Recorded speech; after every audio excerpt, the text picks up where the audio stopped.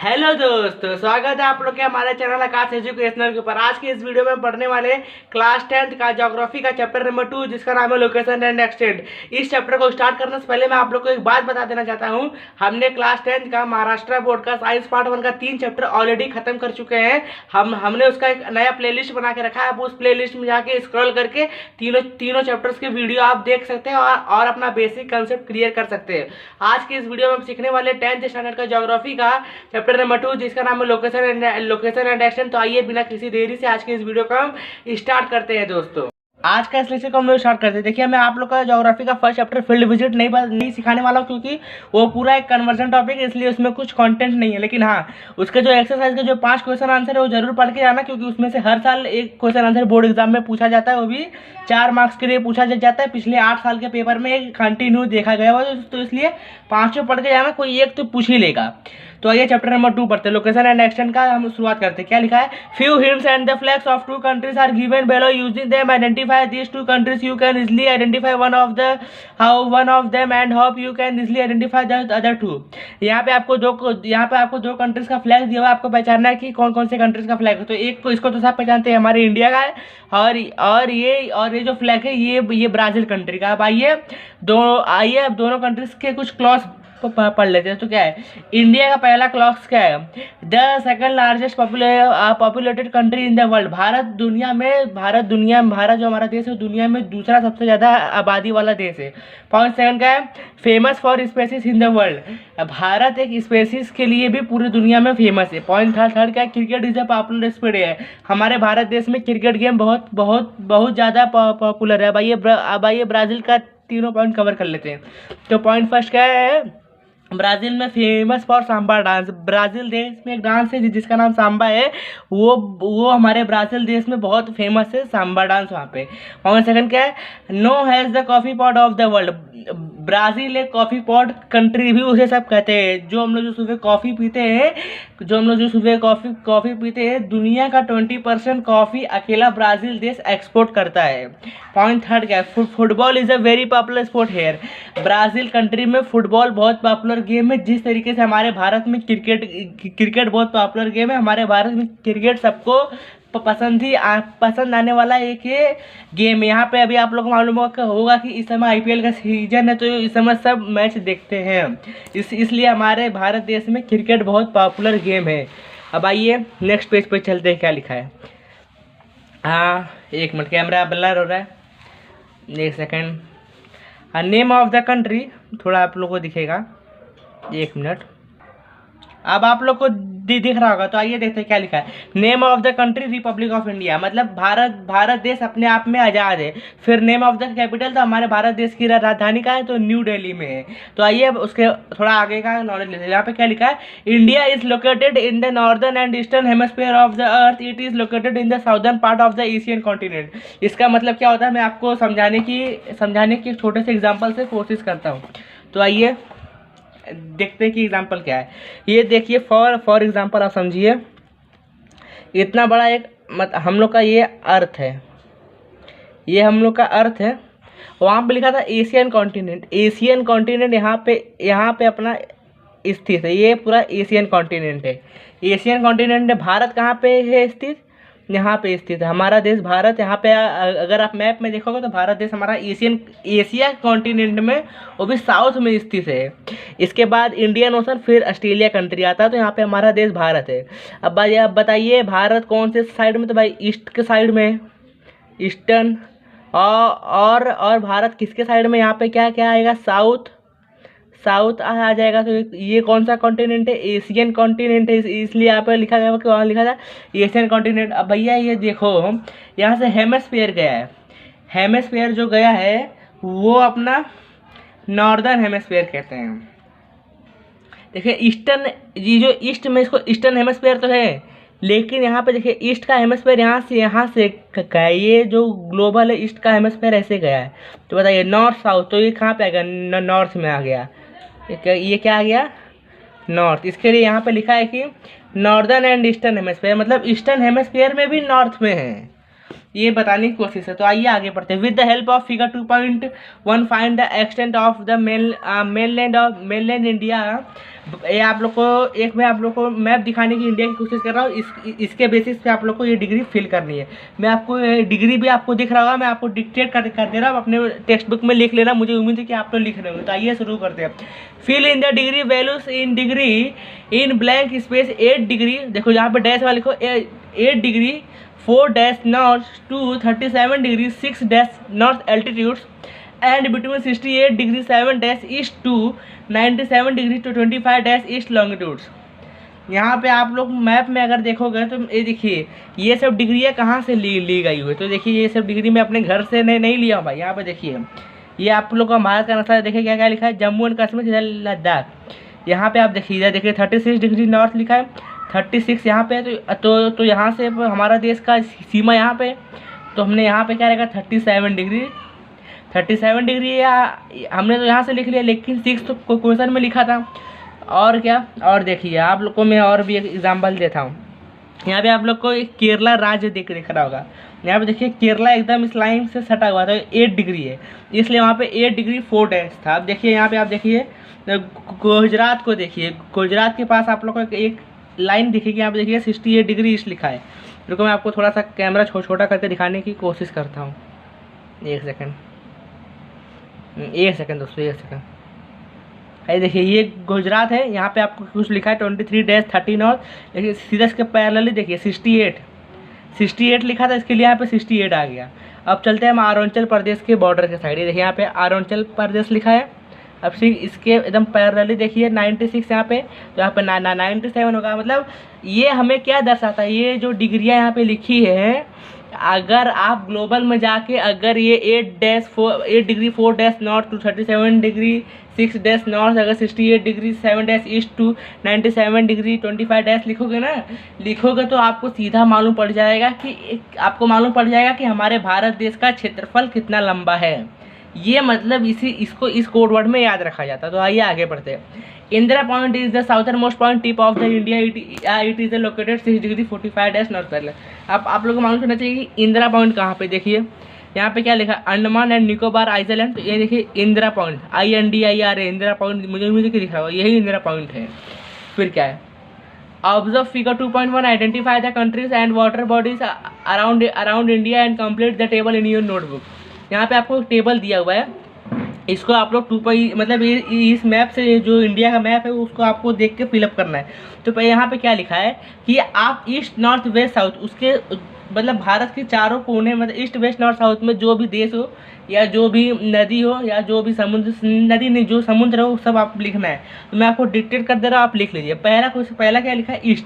तो भाई भारत के ईस्ट में कितने देश स्थित है, तो आप पहले लिखिए म्यांमार, देखिए आप म्यांमार, बांग्लादेश और भारत के ईस्ट में खाड़ी है जिसका नाम है बाय ऑफ बंगाल। फिर नॉर्थ में भारत के चलते हैं, तो भारत के अगर आप नॉर्थ में जाओगे तो चाइना, नेपाल, भूटान लिख लिए। अब क्या लिखा है, वेस्ट में चलते हैं, तो वेस्ट में क्या रहेगा, पाकिस्तान, अरेबियन सी, अफगानिस्तान। अब भारत के साउथ में चलते हैं तो श्रीलंका, इंडियन ओशन। ये लिख लेना, मैं आपको आंसर डिक्टेट कर दिया। अब आइए कुछ ब्राज़ील का पढ़ते हैं। पहली बात, ब्राज़ील भी अपने आप में एक रिपब्लिक कंट्री है, मतलब वो आज़ाद कंट्री है, लेकिन ब्राज़ील का राजधानी कहाँ है, ब्राज़िलिया। ब्राज़ील की राजधानी कहाँ है, ब्राज़िलिया। तो आइए अब इसको पढ़ते हैं। Some part of Brazil lies in the northern hemisphere while most of it lies in the southern hemisphere. Also it lies in the western hemisphere in the northern part of the South American continent. देखिए जैसे for example हमारा भारत देश Asian continent में, वैसे पूरा Brazil का जो देश है वो अमेरिकन कॉन्टिनेंट में, वो भी साउथ के पार्ट में स्थित है, और कौन से हेमिस्फीयर में स्थित है, वो साउदर्न और नॉर्दर्न हेमिस्फीयर दोनों के सेंटर पे स्थित है। मुझे उम्मीद है कि समझ में आया होगा। अब आगे देखते हैं क्या है। यहाँ पे आप लोग को डिग्रियाँ लिख लीजिए, क्योंकि ये डिग्रियाँ आप लोग के एग्जाम में पूछेंगे। अगर पूछ लिए तो 2 मार्क्स के लिए आपको पूछेगा कि इंडिया का ब्राज़ील का। तो इसको तो आप नज़रअंदाज देके चल ही नहीं सकते। तो आइए देखते हैं क्या लिखा है। With the help of figure 2.2 find the extent of the mainland Brazil, fill in the degree values in blank space. तो लिखिए, मैं आप लोग मैप में खोज लेना, मैं आप लोग को सीधा डिक्टेट कर दे रहा हूँ, आप लिख लीजिए। क्या लिखा है, 5 degree 15 dash north to 33 degree 45 dash south. Latitude and between 234 degree 34 degree 47 dash west, 273 degree 48 dash waste longitudes. मुझे उम्मीद है कि लिख लिए होंगे। ये टेबल में आप लोगों को डिटेल इसका आंसर कर देता हूँ, आप लोग खुद अपने से लिख लेना। तो आइए देखते हैं ये टेबल में क्या है। जो ब्राज़ील कंट्री, ब्राज़ील के नॉर्थ में चलते हैं। तो ब्राज़ील के अगर नॉर्थ में जाओगे सबसे पहले आप लिखो नॉर्थ अटलांटिक ओशन। ब्राज़ील के नॉर्थ में नॉर्थ अटलांटिक ओशन है। फिर अब कौन कौन से वहाँ पे देश है तो देखिए Venezuela, Guyana, French Guiana, Suriname, ये 4 देश ब्राज़ील के नॉर्थ में स्थित है। और साथ ही साथ कोलंबो भी है, कोलंबिया भी स्थित है। अब ब्राज़ील के वेस्ट में कोलंबिया वानी ब्राज़ील के वेस्ट में चलोगे तो पेरू देश मिलेगा, कोलंबिया मिलेगा, बोलिविया मिलेगा। फिर अब ब्राज़ील के साउथ में चलते हैं। तो साउथ में सबसे पहले आपको साउथ अटलांटिक ओशन मिलेगा, फिर अर्जेंटीना मिलेगा, ये सब मिलेंगे, आप लोग वहाँ पे लिख लेना। और ब्राज़ील के ईस्ट में कुछ भी नहीं मिलने वाला है, वो पूरे अटलांटिक ओशन मिलेगा। अब आइए हिस्टोरिकल बैकग्राउंड इंडिया। अब भारत का कुछ हम इतिहास पढ़ने की हम इतिहास के ऊपर हम कुछ नज़र डालते। तो आइए स्टार्ट करते हैं। क्या लिखा है, India was under the British rule for almost 1.5 century. India got its independence in the year 1947। हम सबको ये मालूम है क्योंकि हम सेकंड स्टैंडर्ड थर्ड स्टैंडर्ड से हम हिस्ट्री पढ़ते आ रहे हैं। तो हमें मालूम है कि जो हमारा भारत देश है वो लगभग 150 सालों से ज़्यादा ब्रिटिश के गुलाम थे। लगभग 200 साल तक था, मतलब लगभग 200 साल तक ब्रिटिश के हम अंडर के में गुलाम थे। फिर हमारे भारत देश को ब्राज़ील से फिर हमारे भारत देश को अंग्रेज़ों से, मतलब इंग्लैंड वालों से 1947 1947 में हमें इंडिपेंडेंस मिल गई, आज़ादी मिल गई। फिर क्या हुआ देखते हैं। Despite facing several problems like 3 wars, female situations in various parts and similar issues after independence, India is a major developing country of the world। फिर आज़ादी के बाद भारत के सामने 3 वार आ गए। भारत जैसे ही आज़ाद हुआ, भारत को 3 बार अपने पड़ोसियों देशों के साथ युद्ध करना पड़ा। क्योंकि देखिए कोई भी देश अगर युद्ध करता है तो उसमें बहुत सारे पैसे खर्च होते हैं, तो उस देश की इकोनॉमिक अपने आप डाउन चली जाती है। अगर आपको फॉर एग्जांपल इस समय देखना है तो आप रसिया और यूक्रेन क्राइसिस देख सकते हैं, क्योंकि वो दोनों के देशों के बीच में अभी भी लगातार जंग चालू है। तो इसके लिए वो दोनों देशों की जो जीडीपी है, इकोनॉमी है, लगातार दिन प्रतिदिन डाउन होते जा रही है। अगर कोई भी देश एक दूसरे देश के साथ युद्ध करता है तो उस देश को फाइनेंशियल क्राइसिस की डिफ़िकल्टी सामना करना ही पड़ता है। अब आइए आगे देखते हैं। और भारत में एक फीमेल सिचुएशन भी उस समय बहुत फीमेल सिचुएशंस आज़ादी के बाद हमारे देश में देखने को मिला। फीमेल सिचुएशन मतलब महिलाओं के ऊपर अत्याचार, जैसे कि फॉर एग्जांपल महिलाओं को स्कूल नहीं जाने देना, उनको सिर्फ घर का ही काम करने देना, घर से बाहर नहीं निकलने देना। तो मतलब ऐसे बहुत सारे प्रॉब्लम हमारे देश में देखा गया हुआ था। लेकिन उसके बाद भी आज के डेट में भारत एक ऐसा देश है कि मेजर डेवलपिंग मतलब भारत हमारा देश बहुत ज़्यादा डेवलप कर चुका है। मतलब आने वाले कुछ 10-15 साल में भारत का जो नाम है वो डेवलपिंग कंट्री में आने लगेगा। आगे बढ़ते हैं। इंडिया क्या लिखा है, India is considered to be a global market too because of various economic reform from time to time. India economy develop has faced है। भारत को पूरे ग्लोबल देखते हैं, भारत को पूरी दुनिया देखती है ग्लोबल मार्केट के नज़र से। ग्लोबल मार्केट क्या होता है, ग्लोबल मार्केट ये होता है कि भारत की मतलब पूरी दुनिया क्या करती है, अपना सामान ला के भारत देश में, पूरी जितनी दुनिया में जो भी चीज़ एक्सपोर्ट की जाती है भारत में ला के सब रख देते हैं। भाई कुछ भी चीज़ भारत में रख दो, वहाँ बिकना फिक्स है, सबका ऐसा ही मानना होता है। और ये बिक भी जाता है। इसके लिए लोग भारत को ग्लोबल मार्केट कहते हैं। और डे बाय डे भारत देश की इकोनॉमी भी बूस्ट होते जा रही है। आने वाले समय में हमारी इकोनॉमी बहुत अच्छी हो जाएगी। अभी करंट फेज में भारत की जीडीपी $2.9 ट्रिलियन पे है। आगे पढ़ते। The proportions of youth in India population is high. Has this form a major part of a working population? India is located upon has a young country. Bharat की जितनी भी आबादी है सबसे ज़्यादा इसमें हिस्सा जो है यंग जनरेशन मतलब काम करने वाले। अभी यंग जनरेशन का एज कितने से आता है, अब देखिए मतलब 20 साल से लेके 30 साल के उम्र के लोगों का हमारे भारत में जनसंख्या बहुत ज़्यादा है। अब भाई 20 साल से 30 साल तक का एज का अगर ज़्यादा रहेगा, सीधी सी बात है सब लोग यंग हैं, यंग रहेंगे, सब ज़्यादा काम करेंगे। अगर ज़्यादा काम करेंगे तो हमें ज़्यादा रेवेन्यू होगा। तो भारत में पॉपुलेशन जो यंग कल ज़्यादा है। भाई आप कुछ ब्राज़ील का हम हिस्टोरिकल पढ़ लेते हैं, क्या लिखा है। For more than 3 centuries Brazil was under Portuguese rule. जो ब्राज़ील था वो 3 सेंचुरीज तक पोर्टुगीज रूल के अंदर, मतलब उनका गुलाम क्या हुआ। Brazil gained in independence in 1822।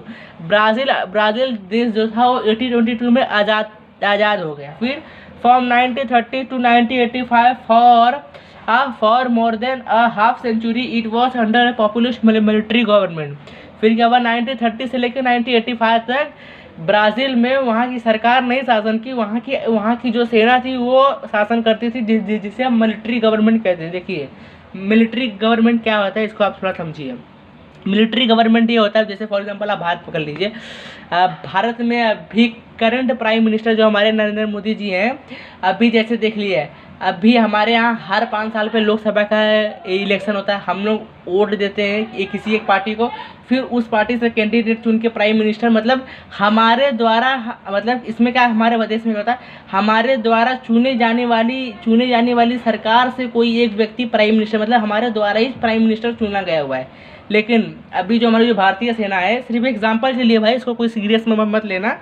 अभी जो भारतीय सेना अभी काम करे, हमारी जो वर्तमान सरकार है भारत सरकार में, जैसे अभी भारतीय जनता पार्टी अभी रूलिंग पार्टी में है, हमारी जो सेना है भारतीय जनता पार्टी को रूलिंग से हटा के पूरा भारत देश का कमांड अपने हाथ में ले ले, तो उसी को हम सेना का शासन कहते हैं। सेना का शासन हिंदी में कहते हैं, सेना का शासन हम हिंदी में कहते हैं, उसको इंग्लिश में हम लोग मिलिट्री गवर्नमेंट कहते हैं कि हमारे ऊपर सेना का शासन है। सेना का शासन है, क्यों, हमें जैसा बोलेगी हमें वैसा करना ही पड़ेगा।